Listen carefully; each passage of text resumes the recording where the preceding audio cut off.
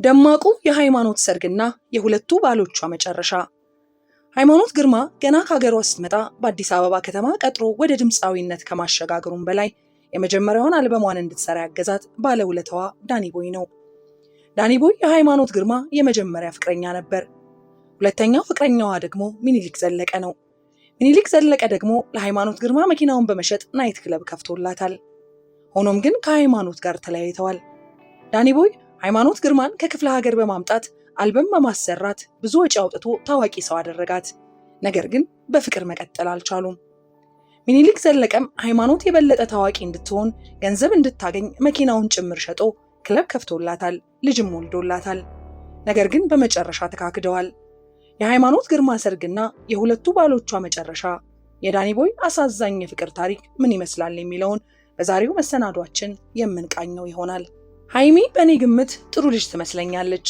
ልቦና መርማሪው አንተ ነህና የተጣመመውን አቅንተ ጅምራችንን እንዳሳመርክ ሁሉ ፍጻሜያችንንም አንተ አሳምረው። እኔ እውነተኛና ጥሩ አፍቃሪዋ ሆን ዘንድ መንገዱን ምራኝ። ጥሩ ሲሆን የተዘጋጀው ባሪያህ ነኝና መልካሙን ብቻ እንዳስብ አድርገኝ። ውስጤን ታውቀዋለህና አንተ እርዳኝ። በአንተ ፊት የምትዋሻ አንደበት ምን ያህል ኃጢአተኛ ትሆን። እኔ ከሁሉ በላይ አንተን ፈጣሪን እፈራለሁ። አሜን። ይህ የጸሎት የሃይማኖት ግርማ ሁለተኛ ባሏ ጸሎት ነው። እንዳሰበው ይሆንለታል። እንቀጥላለን። ለሃይማኖት ግርማ ፍጹም ታዛዥ ነኝ፣ ፍጹም አፍቃሪዋ ሆንኩ። ብዙ ጊዜ አብረን ከማሳለፍ አልፎ ደጋግመን እናድራለን። የምሽት ስራዋን እንደጨረሰች ወይም ሳትጨርስ በመካከል ደከመኝ እያለች ስራ በማቋረጥ ትመጣለች። በእንቅልፍ አጋማሽ ላይ ሆኜ ልመጣ ነው ካለችኝ ቅንጣት ታህል ቅር ሳይለኝ ተነቃቅቼ ይጠብቃታለሁ። ሌሊት 9 እና 10 ሰዓት ስትመጣ የግቢውን በር የምከፍትላት እኔ ነኝ። ታዲያ በእንቅልፍ ተንገላጅቼ እንዳላሰቅቃት በተለያየ ዘዴ ራሴን ከእንቅልፍ መንጭቄ ያወጣዋለሁ። በቀዝቃዛ ውሃ ገላይን እታጠባለሁ ወይም ወፍራም ሻይ አፍልቼ እጠጣለሁ። ከተኛችበት የምትነሳው አርፍዳ 6 እና 7 ሰዓት ላይ ነው። የነቃው እንኳን ቢሆንም አቅፊያት ሳልንቀሳቀስ አረፍዳለሁ። የምሄድበት ኖሮኝ ወይም ለሽንት ካጠገቧ ከተነሳው እጅግ አድርጋ ትበሳጫለች፣ ይከፋታል። ተኛ፣ አብረን ነው የምንነሳው፣ ካልሆነ ግን ሁለተኛ አልመጣም ትለኛለች። እውነቷን ነው። እዚህ ማንን ብላ መጣች? ሽንቴ ቢመጣ እንኳን ቋጥሬ እስክትነሳ ጠብቃታለሁ። ከተነሳች በኋላ አንለያይም። የተገኘውን አቅርቤ ከተመገብን በኋላ በእናትህ አንድ ቦታ ጉዳይ አለኝ፣ አብረን ደርሰን እንመለሳለን ትለኛለች። በዚያው ይመሻል።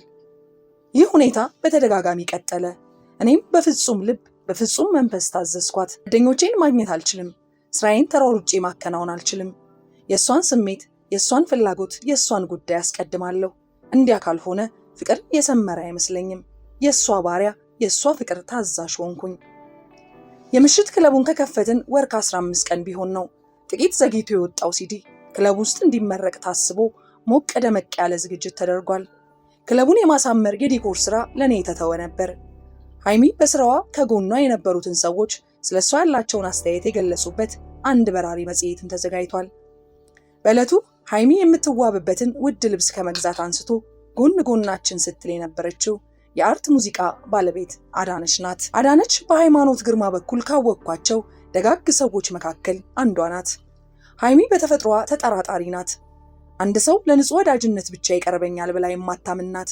ሰውየው የቀረበበትን ከጥቅም ጋር የተገናኘ ታሪክ ስትመዝ ስለምትውል ከልቧ ወዳጅነትን አትቀበልም። እንግዲህ ከእናቷ ቀጥሎ ተጎራባቾቿ አክስቷና የአክስቷ ልጅ ስለ አንዳንድ ጉዳይ የምታዋያቸው ናቸው።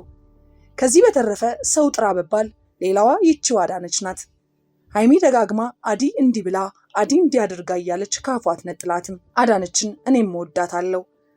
ሃይሚ ሙዚቃ ቤቷ ስትሄድ እኔን ራቅ አድርጋ ስለምታቆመኝ ሳንግባባ ብዙ ቆይተናል። በአንድ ወቅት እንደተረዳሁት ግን ሃይሚ ስለኔ ግልጽ አድርጋ እንድትነግራት ትገፋፋት ነበር። መካሪና አሳቢዋም ናት። የሲዲ ምረቃ ዝግጅቱ የጀመረው ከምሽቱ 12 ሰዓት ላይ ነበር። ጥሪ የተደረገለት አርቲስት፣ የሙዚቃ ሰውና የሙዚቃ ባለቤት ሁሉ እየገባ ነው። አዳነች ዝግጅቱን የራሷ አድርጋ በመቁጠር በማስተናበሩ ተግባር ላይ ላይታች ትላለች። የሙዚቃ ባንዱ ስራውን ጀምሯል። ሃይሚ በውበት ላይ ውበት ደርባ ብቅ አለች። ልቤ እንደ አዲስ አብሯት ምንጥቅ አለ። ሲዲውም በየጠረጴዛው እየዞረ ይሸጣል። መጽሔቱን በነፃ ይታደላል። አስተናጋጆች ከወዲያ ወዲህ ይወረወራሉ። ሃይሚ በየጠረጴዛው እየዞረች እንግዶቹን ታናግራለች። እኔም የማውቃቸውን እየተዛውዘርኩ እንዴት ነው ላለው። በዚህ መካከል አንድ ሰው ድንገት መጣ። የሁሉም ሰው አይን እሱ ላይ አርፏል። እንዴት እዚህ ተገኘ? የሰው ሁሉ አይን ትርጓሜ። በዚህ ፕሮግራም ላይ የተገኘው የሃይማኖት ግርማ ፍቅረኛና የመጀመሪያ ባል ዳኒ ቦይ ነበር። ዳኒ ቦይ የሙዚቃ መሳሪያ ተጫዋችነቱ ትልቅ ስም አጎናጽፎታል። ከዚህም በተጨማሪ እየተከራየ የሚከፍታቸው ናይት ክለቦች ስመጥር አድርገውታል። የእሱ ሙዚቃ ባንድ ውስጥ ያልተጫወተ ድምፃዊ የለም። ሁሉንም ቀጥሯል፣ ሁሉም ያከብረዋል። የሃይሚን ድምፅ ማፍታታት የእሱ ምሽት ክለብ ባንድ ነው።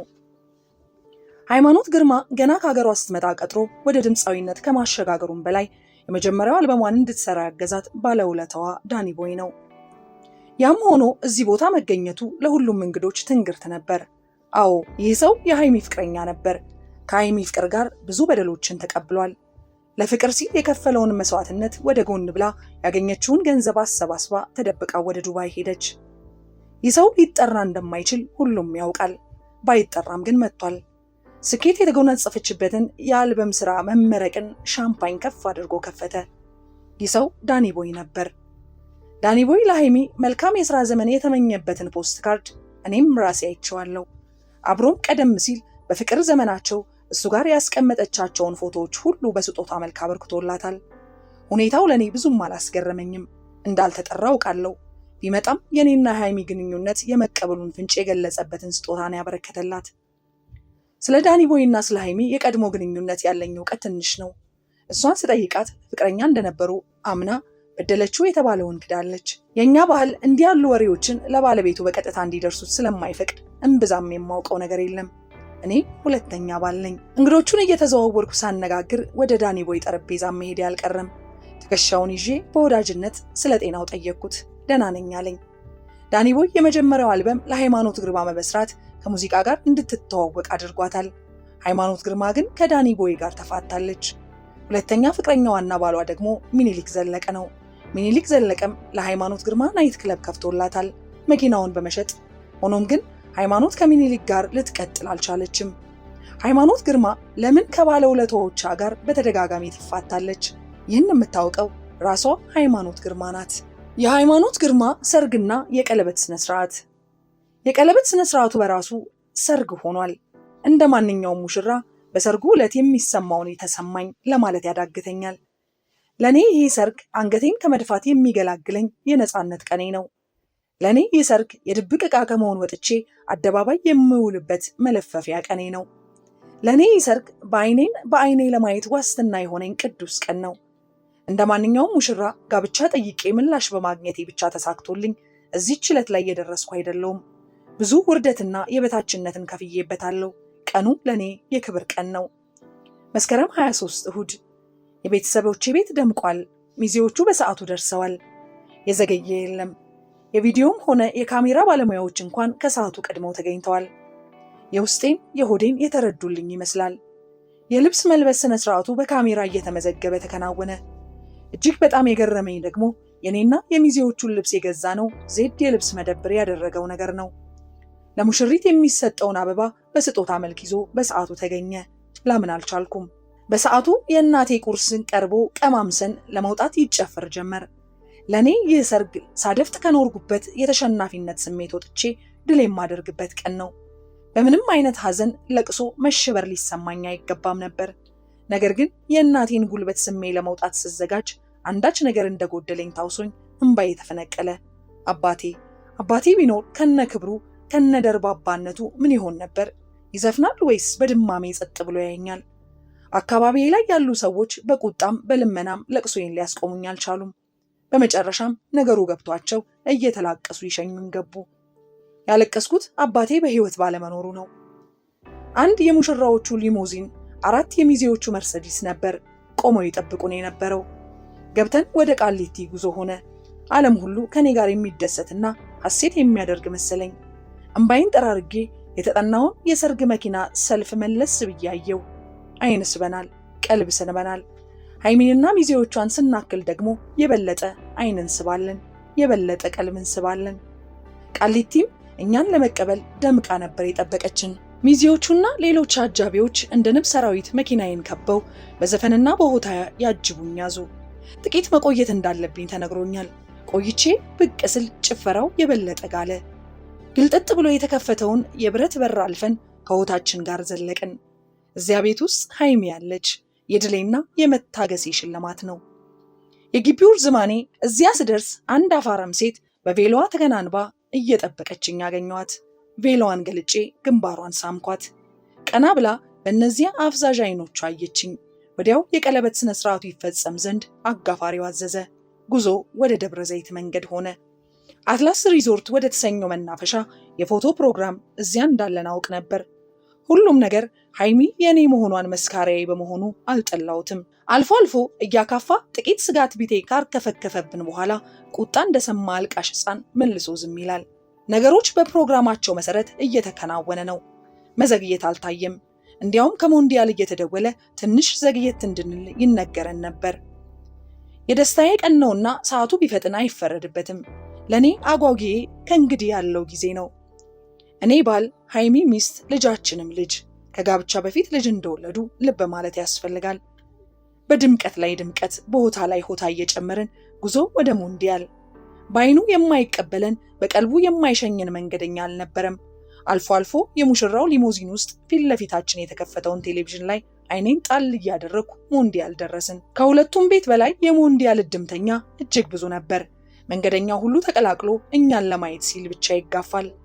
የግቢው ግራና ቀኝ መንገዶች በችቦ ብርሃን ፈክተዋል። ከጥቂት ሙሽራዊ ኩራት በኋላ ከመኪናው ወጥቼ የሃይሚን እጅ ይዤ አወጣኋት። ከዘፈኑ በላይ ፉጨትና የአድናቆት ጭብጨባ ገኖ ይሰማ ነበር። በሙሽራዊ ኩራት ረጋ ብላን ገባን። ቦታችን ላይ እንደተቀመጥን ቁልቁል የተሰደረው እድምተኛን ቃኘሁት። ሐዘን ለዘላለም ከምድር ላይ የተሰደደ ይመስል ነበር። ሁሉም ፊት ላይ ደስታና እርካታ፣ መደነቅና መደመም ይነበባል። አርቲስት የተባለ የቀረ አልነበረም። ጋዜጠኛው፣ ታዋቂው ሰው፣ ታላላቅ ሰዎች፣ አዛውንት፣ ወጣት ልጅ፣ ሁሉም አምሮና ደምቆ አይኖቹን እኛ ላይ ሰክቷል። የምሳ ስነ ስርዓቱ በእኛ ተጀመረ። ጭፈራው ቀለጠ። ብዙ አርቲስቶችና ታዋቂ የሚዲያ ሰዎች እየመጡ ይስሙናል። ከምሳ በኋላ መጠጥ ሲቀርብ መደፋፈሩ ያን ያህል ጨመረ። ድምፃውያን ጓደኞቻችን ሳይታሰብ እየተነሱ ይዘፍኑልን ጀመር። ዘፈኑ ጋብ እንዲል ተደርጎ ወደ ኬክ ቆረሳ ስነ ስርዓት ተሸጋገርን። ከዚያ ቀጥታ ድምፃዊ እንዳለ አድምቄ በእኛ ስም ለእኛ ያዘጋጀውን ነጠላ ዜማ አቀረበ። ታዳሚው ከዘፈኑ ጋር እስኪለማመድ ጥቂት ዝም ብሎ ከቆየ በኋላ በየጠረጴዛው ላይ የተቀመጠለትን የግጥም ወረቀት እየተከተለ ያጅብ ጀመር። ከእንዳለ ግጥም እንዲህ የሚል ስንኝ ይገኝበት ነበር። በአልጋው የተኛው ወይኑ ሲያምር ያፈራው፣ የታደሱ አንድ ሁለት ከጥላው ስር ያረፉት፣ አንዱን ዛሳ ጥመቁት ደሃ ዓለሙን ይርሳበት።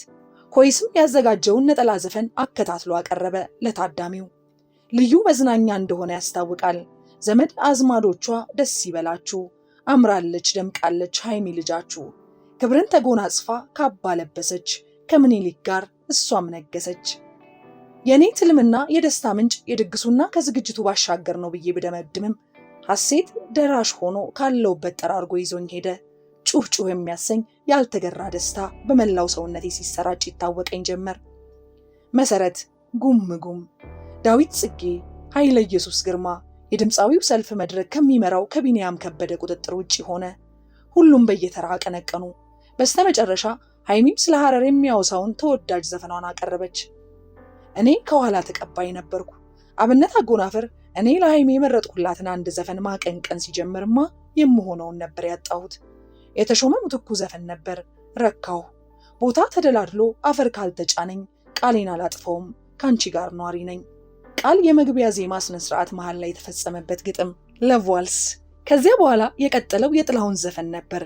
ወዲያው ዳንስ ተጋብዘን ተነሳን። ሃይሚ ትከሻና ወገቤ ላይ እጆቿን ጣል አድርጋ ስልጤን ጠብቃ ትወዛወዛለች። በዚህ መካከል ነበር መነኩሲያ የአባቴ እናት ወደኛ ስትመጣ ያየኋት። የምሆነውን አጣው። ሐዘኔ ቅልብሽ አለ። አያቴም አመጣጧ ለዚያ ነበር። የአንድዬ ልጇ መግደሏን ልቧን ከደስታ አጥቦባት ኖሯል። እንደደረሰች ሁለታችንንም አቅፋ አለቀሰች። እኔም እንባዬን መቆጣጠር ሳልችል ቀረው። ፕሮግራሙ እየተገባደደ እንኳን ሳይመስል ለካ ተጠናቆ ኖሯል። ባንዱ አትሸኙትም ወይ መሄዱ አይደለም ወይ የሚለውን የሰርግ ዘፈን ሲጫወት አብዛኛው ታዳሚ ከእኛ ጋር ፎቶ ለመነሳት ወደ መድረኩ ተመመ። ከቻልነው ጋር ሁሉ ተነስተን ጉዞ ወደ መኪናችን ሆነ። ስርዓቱ አልደፈረሰም፣ ወጉ አልተሳከረም። መኪናችን ጋር ስንደርስ ሚዜዎቻችን በሩን ከፍተው እንድንገባ ጋበዙን። በመቀጠል ወደ ራሳቸው መኪና ተመሙ። በክላክስ እንደታጀብን ቃሊቲ ደረስን። አንዳንድ አስፈላጊ ዕቃዎችን ይዘን ወደ አትላስ ሪዞርት አቀልናን። በትዕዛዝ ወደ ተያያዘልን ክፍል ገብተን አረፋልን። ይህ የሚኒሊክ ዘለቀና የሃይማኖት ግርማ የትዳር ስነ ስርዓት ነው። ሆኖም ግን የእነዚህ ጥንዶች መጨረሻ መካሰስና መፋታት ነበር። ሃይማኖት ግርማ አሳስራው እንደነበረ ቀደም ባሉ ጊዜያቶች አጫውተናቸዋል። ሃይማኖት ግርማ ከዳኒ ቦይም ከሚኒሊክ ዘለቀም ጋር ተፋታ አሁን ብቻዋን ልጆቿን በማሳደግ ላይ ትገኛለች። የቀድሞ ባሏም ብዙ ጊዜ ሃይማኖት ግርማን ይከሳል። እሷ ግን ያለፈ ታሪክ ነው እያለች ትገኛለች። ሃይማኖት ፍቅር ማለት ከላይ የሰማችሁትን ይመስላል። ብዙዎች ሃይማኖት ግርማ ለውለታ ቦታ የማትሰጥ ነች ብለው ይተቿታል። በሌላ በኩል በውለታ መታሰር የለበትም፣ እሷ የወደደችውን ብታደርግ ምን ችግር አለው የሚልም የሰው አስተያየት አለ።